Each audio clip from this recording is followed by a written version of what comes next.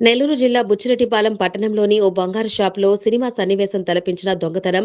భలే దొంగలు సినిమాలో తరుణ్, ఇలియానా ఓ సన్నివేశంలో ఒక బంగారు దుకాణం యజమానిని బంగారు చైన్ చూపించి రోల్డ్ గోల్డ్ చైన్ ఇచ్చి మోసం చేసి డబ్బులు తీసుకుని వెళ్లే సన్నివేశాన్ని మనం చూశాం. అదే తరహాలో బంగారం షాపు యజమానిని మోసం చేసిన ఘటన బుచ్చిరెడ్డిపాలెంలో చోటు చేసుకుంది.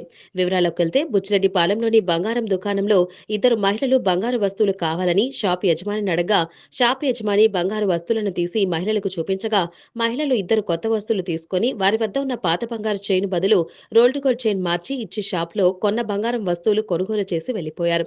వారు వెళ్లిన తర్వాత షాపు యజమాని వాళ్ళిచ్చిన వస్తువులు చూడగా అది బంగారుది కాదని నకిలీ అని తేలింది. అతను రూ. 80,000 నగదు మోసం చేశారని తెలిపారు. బాధితుడు బుచ్చిరెడ్డిపాలెం పోలీస్ స్టేషన్‌లో ఫిర్యాదు చేశారు.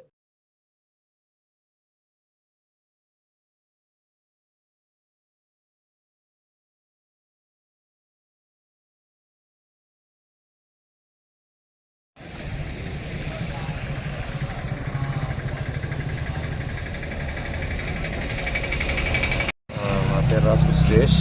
మాది Bhavadeesh jewellers, Bombay road, Buchireddypalem gold shop.